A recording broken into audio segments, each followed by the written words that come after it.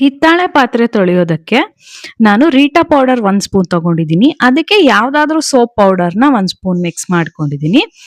ಅದನ್ನ ಚೆನ್ನಾಗಿ ಪಾತ್ರೆ ಮೇಲೆಲ್ಲ ಅಪ್ಲೈ ಮಾಡ್ಕೊಳ್ಳಿ. ಯಾವ್ದಾದ್ರೂ ನೀವು ದೀಪ ಅಥವಾ ಏನಾದ್ರೂ ಇರ್ಬೋದು ಅದ್ರ ಮೇಲೆ ಅಪ್ಲೈ ಮಾಡ್ಕೊಂಡು ಒಂದು 5 ಮಿನಿಟ್ಸ್ ಬಿಟ್ಬಿಡಿ.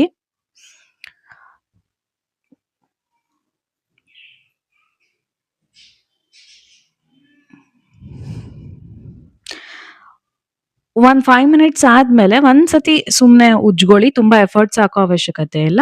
ನೀರಲ್ಲಿ ತೊಳೆದ್ರೆ ನಿಮ್ಗೆ ರಿಸಲ್ಟ್ ಗೊತ್ತಾಗತ್ತೆ.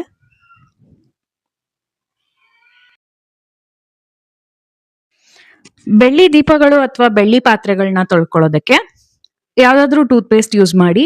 ಜೆಲ್ ಬೇಸ್ಡ್ ಇರಬಾರ್ದು. ಚೆನ್ನಾಗಿ ಅದನ್ನ ದೀಪದ ಮೇಲೆ ಅಪ್ಲೈ ಮಾಡ್ತಾ ಇದ್ದೀನಿ.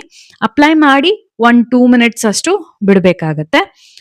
ಅದಾದ್ಮೇಲೆ ಯಾವ್ದಾದ್ರು ಒಂದು ಬ್ರಷ್ ತಗೊಂಡು ಚೆನ್ನಾಗಿ ಅದನ್ನ ಉಜ್ಕೋಬೇಕು. ತುಂಬಾ ಎಫರ್ಟ್ಸ್ ಹಾಕೋ ಅವಶ್ಯಕತೆ ಇಲ್ಲ. ವಾಶ್ ಮಾಡ್ಕೊಂಡ್ರೆ ನಿಮ್ಗೆ ರಿಸಲ್ಟ್ ಕಾಣುತ್ತೆ.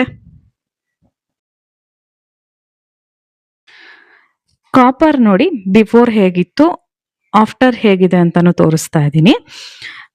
ಏನಿಲ್ಲ, ಈಗ ಮನೇಲಿ ಉಪಯೋಗಿಸಿರೋ ನಿಂಬೆ ಹಣ್ಣಿಂದು ಹೋಳಿರುತ್ತಲ್ವಾ, ಅದರ ಮೇಲೆ 1 ಸ್ಪೂನ್ ಅಷ್ಟು ಉಪ್ಪು ಸಾಲ್ಟ್‌ನ ಹಾಕೋಬೇಕು.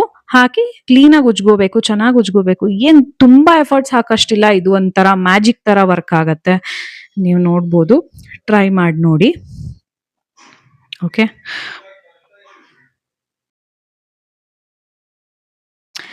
ಸೊ ಎಲ್ಲರ ಮನೇಲೂ ಜರ್ಮನ್ ಸಿಲ್ವರ್ ತೊಳೆಯೋದು ತುಂಬಾ ಪ್ರಾಬ್ಲಮ್ಮು. ಜರ್ಮನ್ ಸಿಲ್ವರ್ಗೂ ಅಷ್ಟೇ ನಾವು ಪೇಸ್ಟ್ ಹಾಕಿ 2 ಮಿನಿಟ್ಸ್ ಟು 3 ಮಿನಿಟ್ಸ್ ಬಿಡ್ಬೇಕಾಗತ್ತೆ ಫಸ್ಟು.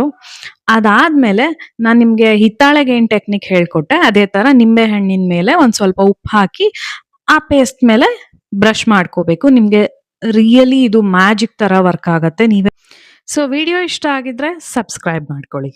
Thank you.